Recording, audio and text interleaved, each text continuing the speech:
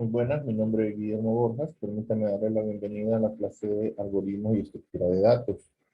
Vamos a comenzar definiendo los conceptos que le dan nombre a nuestra clase. Empecemos por lo que es un algoritmo. Dice que un algoritmo es un método, un proceso, un conjunto de instrucciones utilizadas para resolver un problema.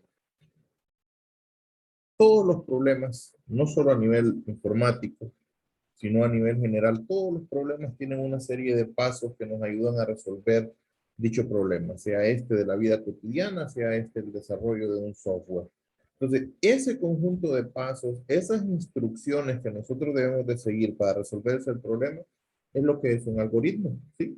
Cuando nosotros preparamos un producto, el conjunto de materiales, las instrucciones para desarrollarlo y el producto final forman lo que vendría a ser el algoritmo, ¿sí? Entonces, un problema puede tener múltiples maneras de resolverlo. Pueden haber múltiples algoritmos para un solo problema. Por ejemplo, cuando nosotros queremos ordenar una lista de números, existen una cantidad de algoritmos ya previamente definidos para ordenar o para buscar en una lista de problemas. Cuando nosotros desarrollamos un software de ordenamiento o de búsqueda, lo que debemos de hacer es seleccionar de entre esos algoritmos, dentro el que es más conveniente según sea la situación. ¿Sí? Eh, una definición más formal de un algoritmo, hablando en términos informáticos, es un conjunto ordenado de pasos e instrucciones ejecutables y no ambiguas. Este concepto involucra ya algunos términos más específicos. Por ejemplo, dice un conjunto ordenado de pasos e instrucciones ejecutables. Sí, nosotros sabemos que en un programa no todas las instrucciones son ejecutables. Nosotros podemos tener códigos, nosotros podemos tener comentarios, nosotros podemos poner algún otro tipo de elementos que no necesariamente sean ejecutables. Entonces, eso no forma parte del algoritmo como tal. Incluye el término dice un conjunto ordenado, o sea, el orden en que nosotros hagamos los pasos tiene una incidencia en el resultado, ¿sí? Por ejemplo, si nosotros hablamos de hacer una búsqueda en base de datos, no, nosotros podemos optar entre combinar tablas y luego filtrar, o filtrar y después combinar. Ambas van a producir el mismo resultado, ambas van a resolver el problema, pero el tiempo de respuesta entre ambos va a ser considerable. Entonces ahí es donde nosotros tenemos que determinar cuál es el que más nos conviene utilizar. Un algoritmo nosotros lo podemos representar en forma de palabras, sea esta en una serie de instrucciones en lenguaje natural, o utilizando un pseudocódigo, un lenguaje que sin ser, perdón, sí, unas instrucciones que sin ser un lenguaje de programación pretenden tener una estructura. ¿Okay? Entonces a eso se le conoce como pseudocódigo. También puede ser que lo hagamos como un diagrama. Cuando nosotros hacemos un diagrama, un flujograma, estamos haciendo un algoritmo. ¿Sí? Estamos diciendo dónde comienza, cuáles son los pasos a seguir, cuál es el orden, si tiene condicionales y dónde debe terminar, que vamos a ver que son algunas de las características que un algoritmo debe tener. Entonces, un algoritmo, resumiendo, es básicamente una serie de pasos que nos ayudan a resolver un problema. Luego vemos lo que es la estructura de datos. Dice que una estructura de datos es una agrupación de tipos de datos compuestos y atómicos en un conjunto con relaciones bien definidas. Una estructura significa un conjunto de reglas que contienen los datos. O sea, una estructura de datos es una combinación de diferentes tipos de datos, pero más importante es un conjunto de reglas que aplican. Dentro de las estructuras de datos, probablemente la más conocida, la que más a menudo utilizamos, son los arreglos. Nosotros sabemos que un arreglo es una estructura de datos homogéneos con, con una longitud fija, que nos permiten que mediante una sola variable yo pueda almacenar múltiples valores. Sabemos que los arreglos pueden ser unidimensionales o multidimensionales según sea el caso de lo que necesitemos. La limitante principal que tiene un arreglo es su estructura fija, que no puede ni aumentar ni disminuir. Ahora, existen otros tipos de estructuras que, aparte de los arreglos, de estructuras de datos, aparte de los arreglos, por ejemplo, tenemos una pila. Una pila es una estructura de datos en donde yo puedo ir, como su nombre lo dice, apilando elementos y donde voy a tener acceso solo al último elemento apilado. Si nosotros lo queremos ver, digamos, en el aspecto de la vida diaria, cuando nosotros vamos a un lugar y nos encontramos, por ejemplo, una pila de platos o una pila de latas o una pila de cajas, o sea, los elementos están uno encima del otro, la lógica, no solo la lógica, sino incluso hasta la física me dice que si yo tengo 10 cajas, yo no voy a tratar de sacar la primera caja, yo tengo obligatoriamente que sacar la caja que está en la parte del tope, ¿verdad? Y nos lo menciona la parte del tope. Otra estructura de datos utilizada son las colas. Una cola es una estructura de datos dinámica que puede crecer y decrecer, pero en donde ya nosotros vemos dos puntos, tanto el final, una cola, imagínense como cuando nosotros vamos al banco, ¿sí? El último que llega se pone inmediatamente después del último que se encuentra. Pero cuando hay que la cola tiene que disminuir, el primero que está formado en la cola, ese es el primero a ser atendido. Entonces, esa es la lógica. Entonces, aquí, a diferencia de la pila, ya no tenemos un solo punto de referencia, sino que tenemos dos. El final, que es para colocar elementos, y el principio, que es para sacar. Ya vamos a hablar más a detalle de ello. Ahora, todos esos primeros tres estructuras de datos tienen la característica común de que los datos se encuentran de forma simultánea, ¿verdad? Uno inmediatamente después del otro. Pero habrá situaciones en las cuales los datos no estarán de forma simultánea, sino que después del 1 puede venir el 10, después del 10 puede venir el 9, después del 9 físicamente, ¿verdad? Después del 9 puede venir el 4. Ahora, pero nosotros tenemos que ser capaces de saber que obviamente después del 1 sigue el 2, aunque no se encuentre físicamente después de él. Para ese tipo de estructuras, para ese tipo de situaciones se utiliza la lista, que la lista, a diferencia de las estructuras anteriores, aparte de tener solo el dato, también tiene una referencia al sucesor, así de todas maneras, aunque físicamente no se encuentran uno después del otro, lógicamente sí podemos establecerlo. Esa es la manera en cómo trabajan las bases de datos.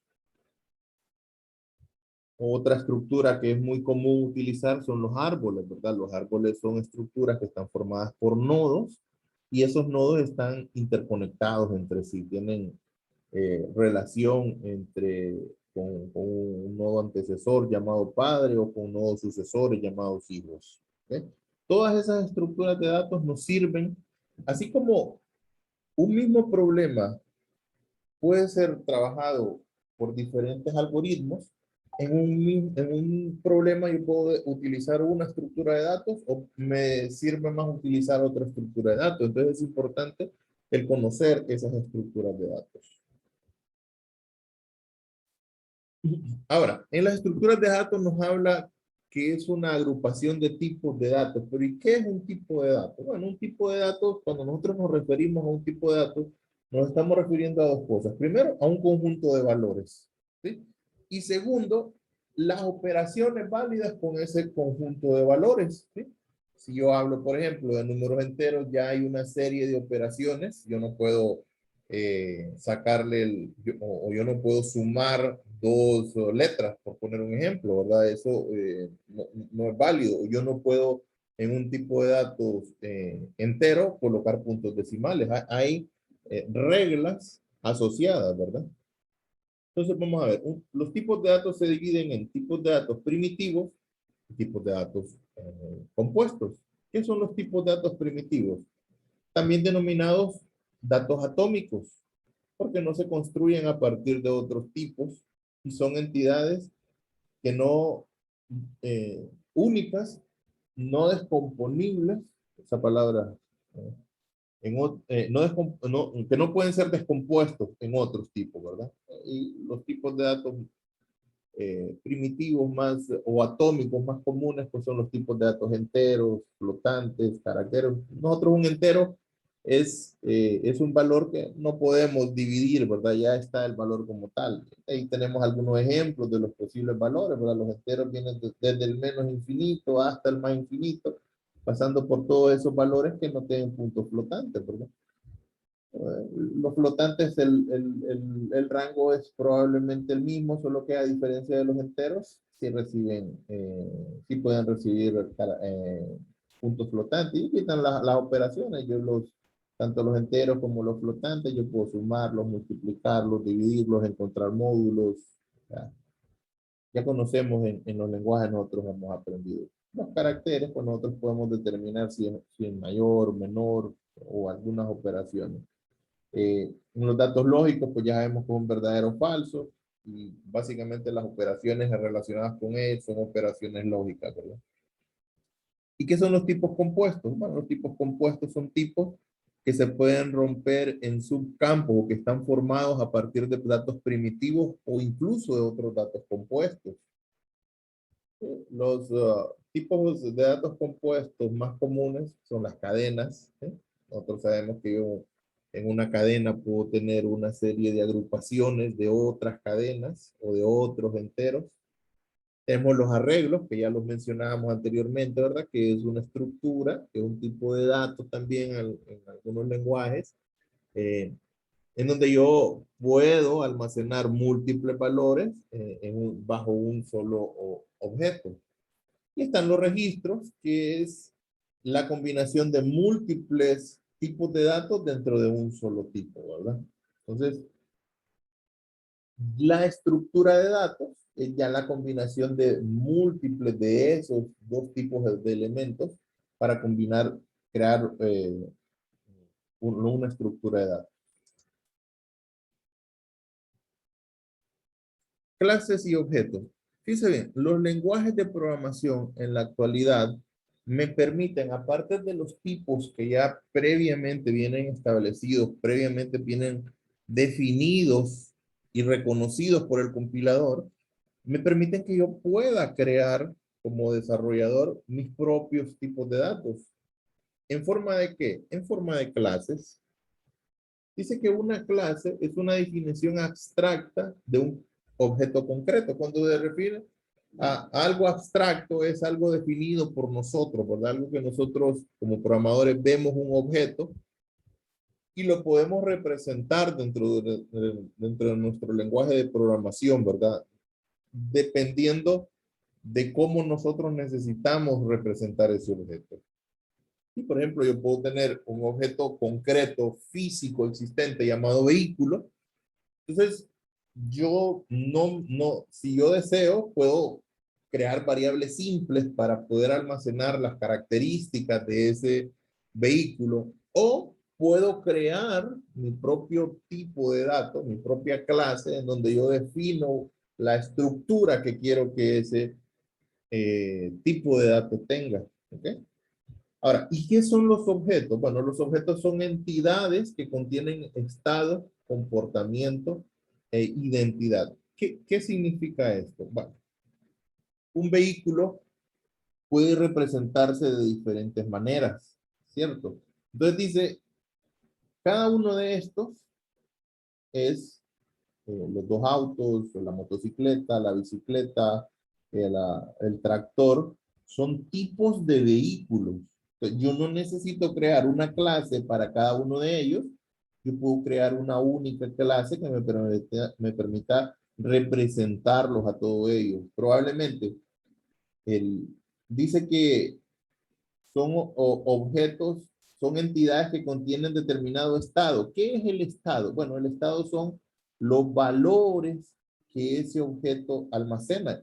Entonces, el colocarle una característica de tipo ya me permite diferenciar que estos dos que los primeros dos vehículos son diferentes de los otros tres vehículos y que los tres vehículos, la motocicleta, la bicicleta y el tractor son diferentes entre sí. Entonces, eso es el estado, ¿verdad? El valor, los posibles valores que yo puedo almacenar. Y el comportamiento es que los métodos que cada uno de ellos pueden ejecutarse, la forma en cómo pueden comportarse, ¿sí? Aunque cuando todos son vehículos, ¿sí? Aunque todos vienen de la misma clase, cada uno de ellos puede tener su propio comportamiento. ¿Ah? Físicamente nosotros sabemos que una motocicleta y una bicicleta no tienen una forma de retroceder. ¿Sí? La forma de estacionar de cada uno de ellos puede ser diferente. Y la identidad, bueno, la identidad es la capacidad que tienen los objetos de, aun y cuando forman con representaciones de un mismo tipo, de una misma clase, y aunque puedan almacenar características similares, puedan tener valores similares, los objetos por sí solos son independientes, ¿verdad? Dos objetos, aunque hereden de la misma clase y tengan almacenado los mismos valores, no significa que son el mismo objeto. Son dos elementos completamente diferentes. Eso significa la identidad, la capacidad de poder diferenciar uno del otro.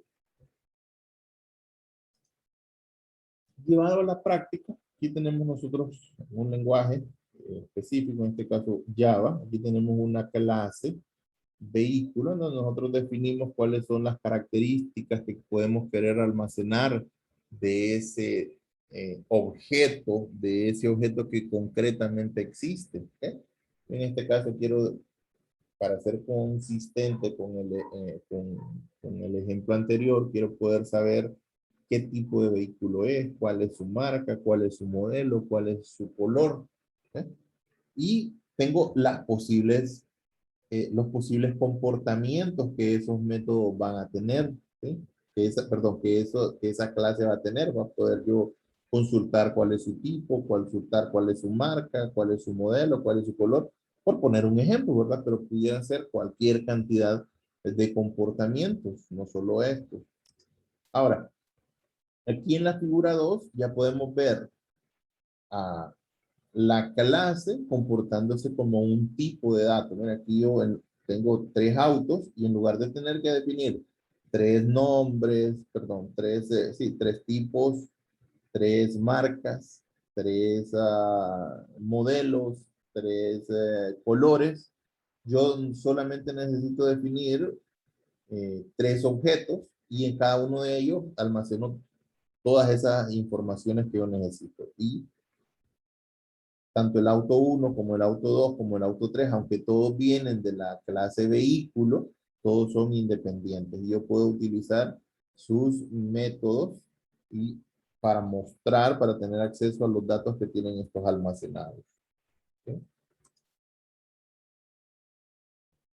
Ahora, mencionábamos anterior que así como hay diferentes algoritmos que yo puedo utilizar para resolver un problema, también hay diferentes estructuras de datos y es importante que yo sepa identificar cuál es la estructura de datos que más me conviene para realizar un determinado trabajo. ¿Sí? ¿Cuáles son los pasos que yo debo seguir? Bueno, número de ellos, tengo que analizar el problema para determinar las restricciones de recursos que deben cumplir cada solución. Lo primero que yo tengo que ver es saber identificar el problema que voy a resolver. A veces, no a veces, generalmente el problema me determina a mí cuáles son los recursos que yo debo utilizar. Una vez analizado el problema, yo tengo que determinar las operaciones básicas que se deben soportar y cuantificar las restricciones de recursos de cada uno. Por ejemplo, imaginemos que me toca hacer un sistema para controlar las fechas de vencimientos. Eh, Entonces, muy probablemente a mí me interesaría o me serviría trabajar con una cola. ¿Sí? ¿Por qué? Bueno, porque las fechas de vencimiento, a medida los productos se van produciendo, el producto más reciente va al final.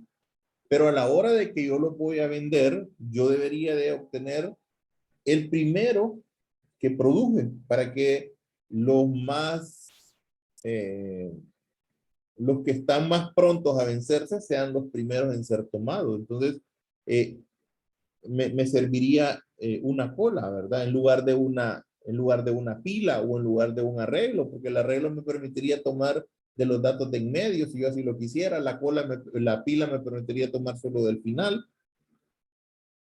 Entonces, cuando yo ya determino cuál es el comportamiento que ese problema tiene, y yo he identificado las características, pues yo selecciono cuál es la estructura que más me conviene. Si yo ya conozco cómo se comporta un arreglo, cómo se comporta una pila, cómo se comporta una cola, entonces utilizo la estructura que más me convenga. Vamos a ver las propiedades de los algoritmos. Los algoritmos tienen ciertas propiedades que deben de cumplir. Número uno es la especificación precisa de la entrada. O sea, cada vez que nosotros definimos un algoritmo, tenemos que definir claramente cuál es la entrada que va a tener ese algoritmo, ¿sí? Si yo, por ejemplo, le voy a asignar o deseo escribir el algoritmo para hacer una consulta en base de datos, lo primero que tengo que especificar es cuáles son las tablas que vamos a utilizar, ¿sí? Si yo voy a hacer un programa de ordenamiento de datos, lo primero que tengo que especificar es cuáles van a ser las entradas. Si yo voy a producir una medicina, yo tengo que saber cuáles son los ingredientes que voy a tener para producir esa medicina. Entonces, lo primero que debemos especificar en un algoritmo, o la primera propiedad que debe tener un algoritmo es la especificación correcta de las entradas. Luego, la especificación precisa de las instrucciones. Nosotros no podemos dar pie a las ambigüedades dentro de un algoritmo. Por ejemplo, yo no puedo escribir obtener el listado de personas a partir del 2000. ¿Sí? Eso es ambiguo porque en una base de datos, ¿qué tipos de personas pueden haber? Pueden haber clientes, pueden haber proveedores, pueden haber empleados, pueden haber socios. Entonces, a partir del 2000, pero a partir del 2000 en que fueron contratados, que nacieron. Entonces, eso no es una especificación precisa, ¿verdad? Puede prestarse a ambigüedades, entonces eso no generaría un algoritmo correcto. Exactitud y corrección. La exactitud es que ese algoritmo debe de ser comprobable que resuelve el problema, ¿verdad? No es solo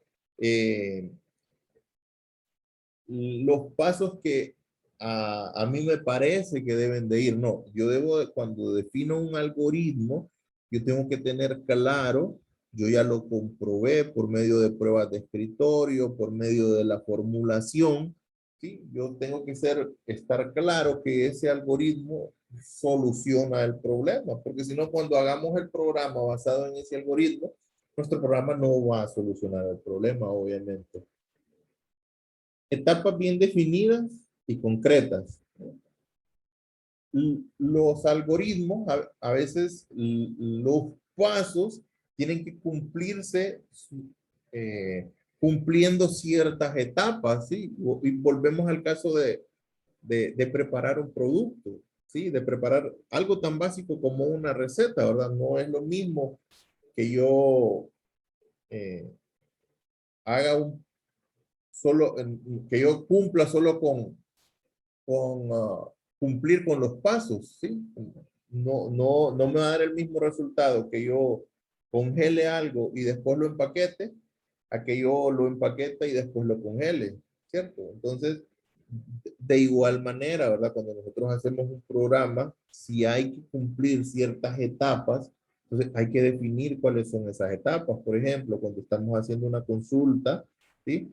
Probablemente una de las etapas sea hacer el producto cartesiano. Después de hacer ese producto cartesiano, hacer el filtrado de los datos. Entonces tenemos que ver cuáles son si es que el algoritmo es lo suficiente grande para eh, clasificarlo en etapas, pues tenemos que especificar bien cuáles son las etapas que debemos de realizar.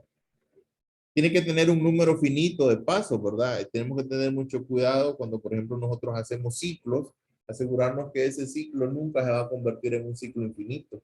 o que lo que estamos tratando de calcular realmente pueda calcularse, ¿verdad? Yo no puedo decir, bueno, quiero hacer un algoritmo para encontrar todos los números primos. No, no existe un algoritmo que lo logre hacer porque los números son infinitos, ¿verdad? Entonces es importante que eso debe de... Porque recordemos que un algoritmo eventualmente se convertirá en un programa, como lo vamos a ver más adelante. Muy en consonancia la característica o con la propiedad anterior es que un algoritmo siempre debe de determinar, cuando nosotros hacemos un flujograma, ¿sí? Todo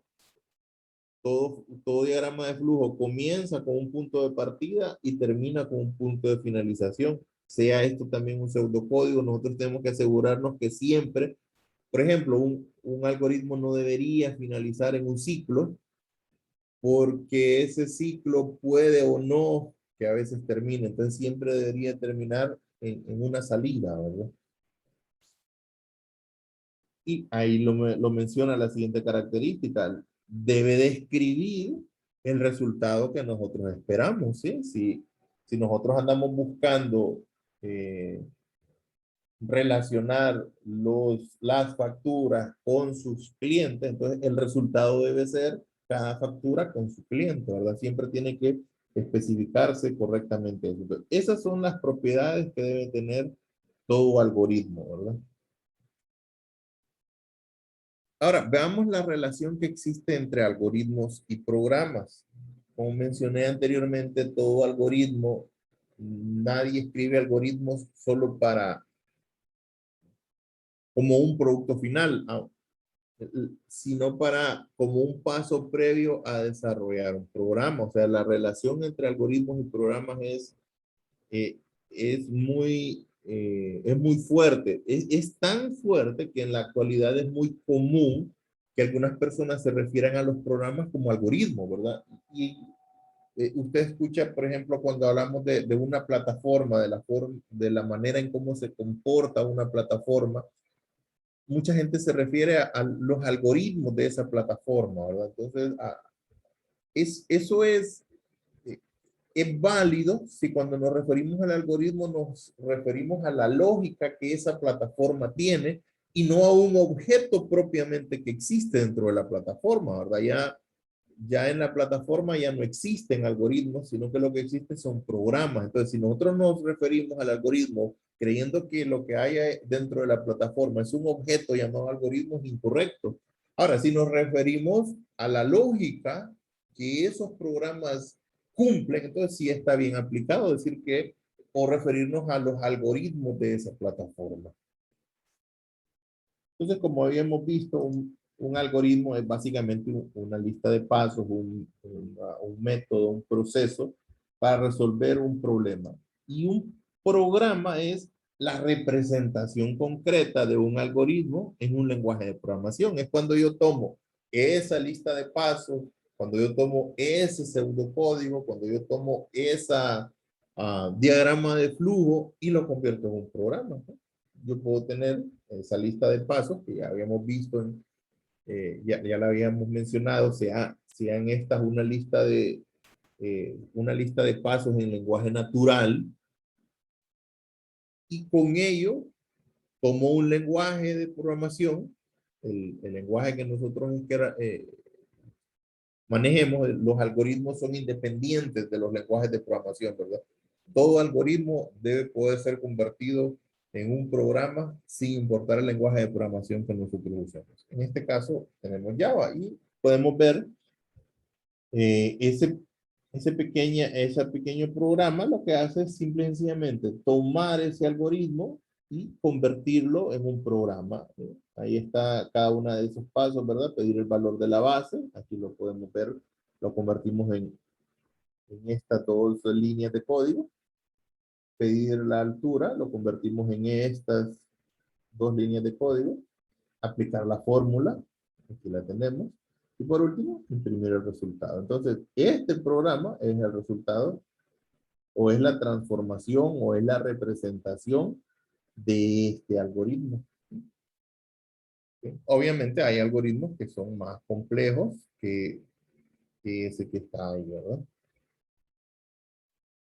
Eh, otra cosa importante, no siempre nosotros vamos a desarrollar algoritmos. A veces vamos a tomar un algoritmo ya existente, ya sea para crear un programa específicamente en ese algoritmo o para tomar ese algoritmo como una base para resolver un problema, ¿verdad? Por ejemplo, si nosotros queremos hacer un programa de ordenamiento, ya hay una serie de algoritmos que me permiten, digamos, ya hay un algoritmo de ordenamiento de burbuja, de ordenamiento rápido, de ordenamiento binario, de ordenamiento. Yo voy a escoger en base a la medición de la eficiencia, que es un análisis que vamos a hablar más adelante. Yo analizo cuál de esos algoritmos es el que más me conviene según sea la situación que yo estoy planteando. Eficiencia es la propiedad mediante la cual un algoritmo debe alcanzar la solución al problema en el tiempo más corto o utilizando la cantidad más pequeña posible de recursos físicos y que sea compatible con la exactitud y la corrección. La exactitud y la corrección ya hemos visto que es una de las características de una de las propiedades de los algoritmos. Entonces dije que la eficiencia es tratar o es la propiedad mediante la cual nosotros obtenemos el programa utilizando o obtenemos la solución al problema utilizando el tiempo más corto, utilizando la cantidad de recursos más pequeña. Pero fíjese, siempre que sea compatible con la exactitud y la corrección. ¿Esto qué quiere decir? Que no es que porque yo voy a comprometer la exactitud y la corrección, que recordemos que la exactitud y la corrección es la característica que me asegura que ese algoritmo resuelve ese problema. Entonces yo por buscar la eficiencia no voy a comprometer la capacidad del algoritmo de resolver un problema, ¿verdad? Eso no tendría sentido, ¿verdad? Hacer un algoritmo que sea más eficiente, pero que no resuelva el problema, no tiene sentido. La principal característica del algoritmo es que resuelva el problema, ¿ok? Entonces, a finales del siglo pasado se acuñó el término algoritmia. Algoritmia es el estudio sistemático de las técnicas fundamentales utilizadas para diseñar y analizar algoritmos eficientes. Ya vamos a ver, tal vez no tan a detalle, pero sí de manera que comprendamos que los algoritmos tienen técnicas y herramientas que nosotros podemos utilizar para medir su eficiencia. O sea que la eficiencia no es solo lo que a mí me parece que es mejor porque se mira mejor. Hay técnicas que nos ayudan a medir, a estimar, más que a medir, a estimar la eficiencia, ¿verdad? Porque medirla a veces es un poco más complicado, pero sí podemos estimarla y en base a esas estimaciones tomar decisiones. ¿Okay? La eficiencia como factor del espacio y tiempo debe estar estrechamente relacionada con la buena calidad, el funcionamiento y la facilidad de mantenimiento del programa. ¿Sí? Esto, fíjese bien, ahí menciona la eficiencia en el factor espacio-tiempo.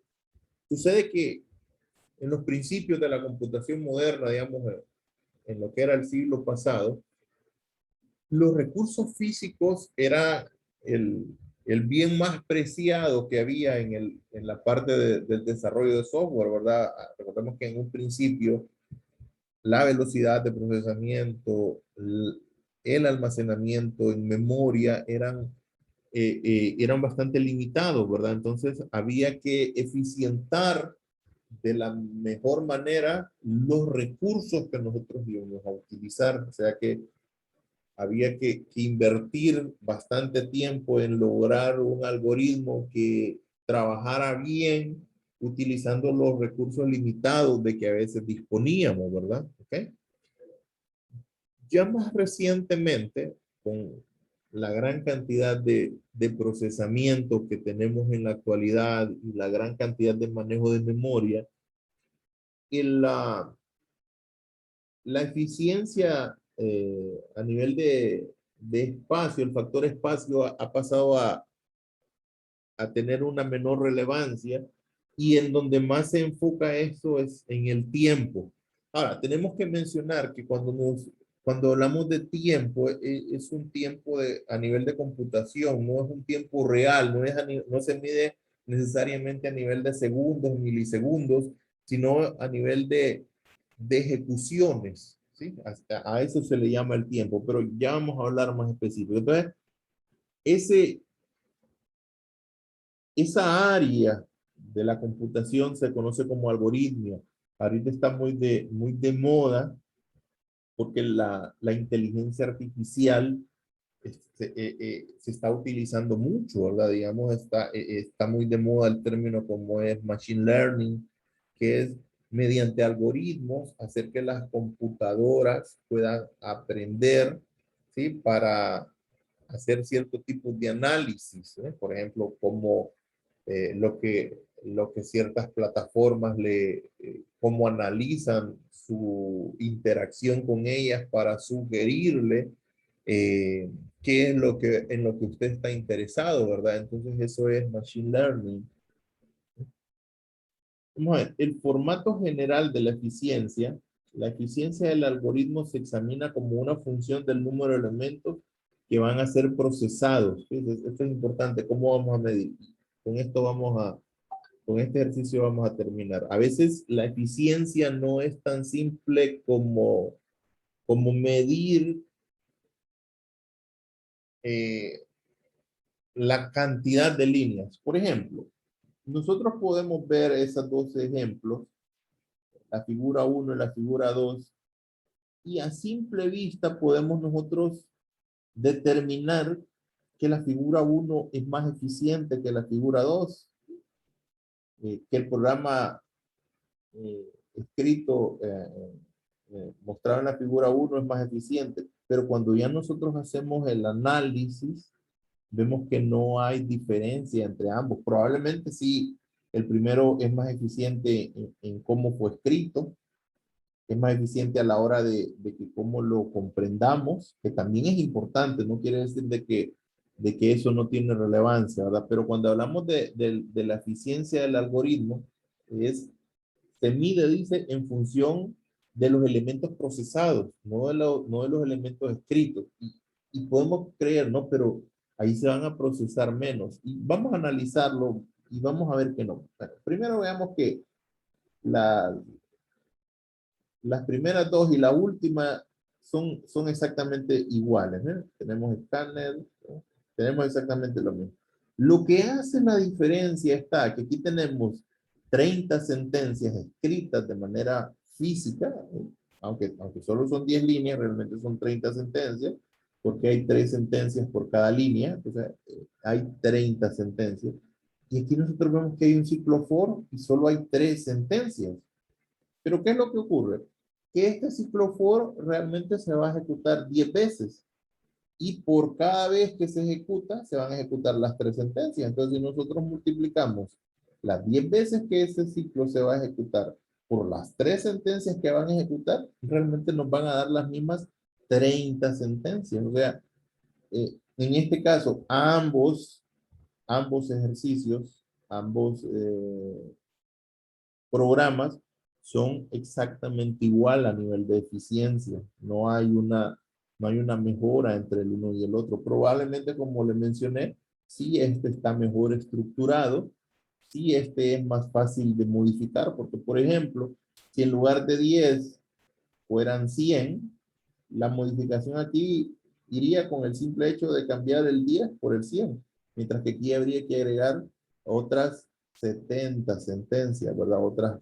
Eh, otra N cantidad. Entonces, a la hora de modificarlo, que es parte de la eficiencia, también se menciona, pero no a nivel de ejecución, pero a nivel de ejecución seguirían siendo exactamente lo mismo. Entonces, a eso se le conoce como un ciclo lineal, porque la cantidad de ejecuciones va a depender de la cantidad de veces que el ciclo se ejecuta. Entonces, cuando hacemos el análisis, y eso ya lo vamos a ver más adelante en un segundo video, lo que se evalúa es la manera en cómo los ciclos se pueden eficientar para ejecutarse la menor cantidad de veces. Entonces, nos vamos a quedar en este punto, con este video. En el siguiente vamos a seguir hablando, ya vamos a entrar más a detalle con respecto a la forma de medir y calcular la eficiencia.